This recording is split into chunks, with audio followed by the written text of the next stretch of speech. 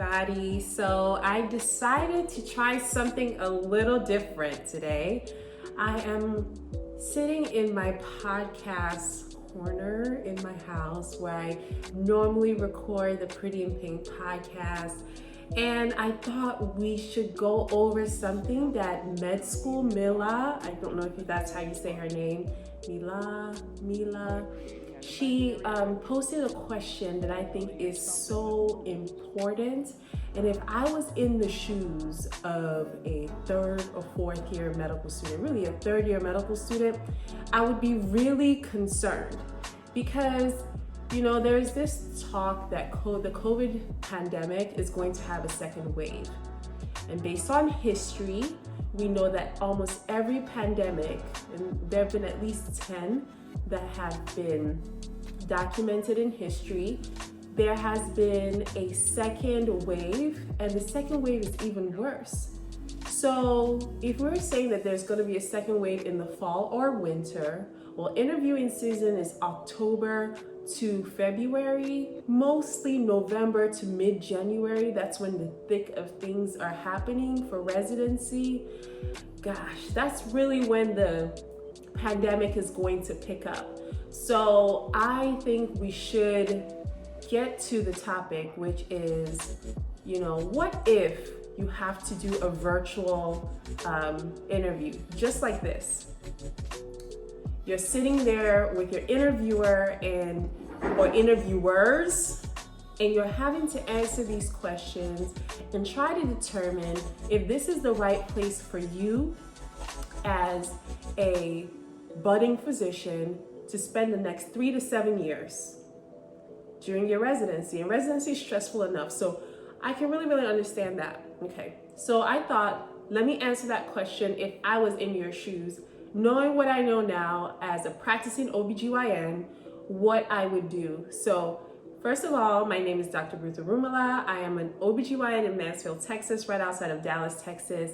And my passion is to make sure that the next generation of physicians is ready, because I didn't have that help. Okay, so that's what we're going to be talking about today. So before we get started, I just had a little virtual happy hour with other doctors, so that was good, and other health providers with Black Health Connect. Shout out to Black Health Connect, and I hope to see you on the next one. And then I want to kind of show you guys a little bit around. I use the Yeti mic for my podcast. This is kind of my podcast icon right behind me. It's the old one. That's our avatar. It's right here. So that's the old one, and that's a notebook that I write in. And then this is the new avatar. Show you guys that. This is the new avatar, and it's a little, I have my pen in here so I don't lose my place, but it is really well done by Andrea Bello, and she's also called Coco Michelle Illustrations on Instagram. So check her out if you want her to do some work for you. And then I also kind of made it into a candle because this is my favorite candle for working, because I actually get stimulated by smells. So I actually use the fresh cut roses. I use a lot of rose scents. I like drinking rosé. I like everything rose. I am a rose girl. So now that we have that out the way, let's talk about it. So I made some notes because I want to organize my thoughts. So the first thing I want you to do before you get started is get the basics right. I want you to test your technology, make sure that you'll figure out how, when you're hearing something, there are no audio issues, no visual issues. Try to call you, if they're using Zoom or Skype or Crowdcast or whatever they're using, Google Meetups, make sure you have the technology down the day before, an hour before, make sure it's working. The next thing you want to do is make sure that your background is neutral. You don't want anything that's really going to be standing out behind you, that's distracting everybody else, or that's going to make you become a target for or a distraction from your interview. Then you might have heard a little bit of noise behind, but I try to reduce noise when I'm recording podcasts. So you want to do that too when you are going to be interviewing. So try to reduce the noise. If you have a pet, try to put the pet, make sure maybe you could give the pet to someone to take care of if you have that option. Or if you have live in a family multi-person home, you can talk to them or try to get them in a different room so that you have a little bit of privacy, because we've all seen the recordings of someone working from home and is on TV and is a correspondent, and their child runs in and their wife runs in and all of that. And you don't want that in your medical school interview, but if it happens, play it off, introduce the person, and then excuse the person. Don't freeze up, don't let it freeze you up. It is life. It is not fake news, it's life, okay? I literally have been watching way too many of the Trump briefings because I just literally said fake news. The next thing you want to do is you want to make sure that you have professional dress on. So you're at home, but you're not casual. It is still expected that you have professional dress on. So whatever you're going to wear in person, at least from the waist up. And then don't stand up if you don't have pants on. I think that goes without saying. So those are the basics. So practice and make sure that your technology is ready. Reduce the background noise in both auditory noise and visual noise. Make sure that you have a professional dress on. And if you do have any distractions, like someone's kids run in or a dog comes in, introduce and dismiss, okay? Don't let it throw you off. The next thing I want you to do is to prepare and to get ready for this is make sure you make eye connection. And how does that work? So make sure you know where the lens is. You're not looking over here, you're not looking over there, you're looking at the lens, because you're going to create eye contact. And eye contact is personal, it's intimacy, it builds rapport, and you want to do that. Make sure that you actually listen. Don't interrupt. Listen, take a little pause before you answer, because there's nothing worse than talking over someone when you're interviewing in person, but it's a lot worse when you're interviewing via this boundary called technology. The next thing I want you to do is be prepared for an interview as if you were there. Make sure you have your homework done, and there's another video on my YouTube channel about interviewing, so I want you to get ready. Make sure that you have practice, you know the background of both the institution and the people who are interviewing you. Make sure you're ready. And this goes for people who are interviewing for medical school too, so I shouldn't just make it about residency. It could be interviewing for medical school also. And then focus on the interviewer. Don't be on your phone, don't be texting. This is real. So make sure you're listening, you're imbibing, you're smiling, you're engaging, you're enthusiastic, and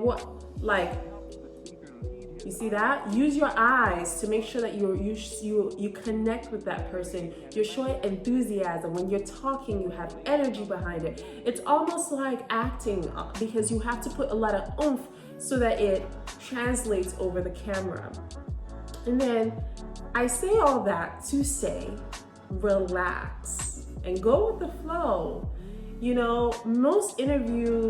Most residency interviews are not just with one person. So you want to, continue to build the rapport, continue to build your interviewing skills as you're going along, even in the day. That's okay. You can interview much better with the last person that you did with the first person. Most people do. And I want you to continue to do that. Now, those are all the things that you need to do for the interview to go well. But so what? You interviewed well. How do you know that you match into this program? How do you know if the philosophy of this program vibes with your philosophy? How do you know that you're going to fit in? How do you know that you're going to enjoy your time there, that you're going to learn, that you're going to become a better physician and a better person? Because those two things are not mutually exclusive. You don't live in a tank or in a silo. You want to develop, because 4 years is a long time. I went to residency at 28, came out at 32. different human being, okay? It's a lot of learning. I went from my 20s to my 30s. I didn't, it was like one big little long nightmare, sorry. But it happened, right? And you want to be in a place that you can develop as a human being also, because you don't want to come back still stuck in your 28-year-old ways. So what I want you to do is to do some extra work. Some extra work, a lot more work than you would need to do, which means that you need to reach out to the current residents. Talk to them, get to know them. Find out what the real is. Find out if they hate the program and they were just putting on for that day. You might not be able to go for a second look. You might not be able to see the feel of the place, but you might be able to get a real grasp of what the program really is like. Talk to the second years, talk to the third years. I've always said this, the second and the third years are your major focus because those are the people that are going to be your seniors. Interns are barely breathing and surviving. Chiefs are, or fourth years if you're an OBGYN, or the last year, they're trying to find a job virtually, just like you. So I would encourage you to take some time and really get to know the middle residents, because those are the people that are going to be your seniors. Be real with them, ask them, tell them your fears. Like, hey, I love the program, but I didn't get to come. What is it really like? You know, do you guys really have weekends off? Do you not have weekends off? Do you guys get along? Whatever you value, ask. Don't hesitate to ask. What is the worst that can happen? It's not a good fit for you. Well, you won't rank them. So I think that one of the things you should also understand is, as new as these virtual interviews are for you, they are the same for the residency program directors, the current residents, and the attendings that are there, part of the academic faculty. So it is new for everyone. So you are not expected to do something groundbreaking and earth-shattering, because it's new for everyone. So I really want to come out to your living room, to wherever you study. See, if you're listening to me as you're driving or about to go grocery shopping, wear that mask, girl. But I want to come over and tell you and give you like a virtual hug, because I know it's difficult. It's anxiety inducing, but I promise you it's going to be well, because everybody is in the same boat. It's new for all of us. I wish you the best of luck. I hope you match into the program of your dreams. I hope that you turn into the physician of your dreams, and a physician that's going to change the world as we know it.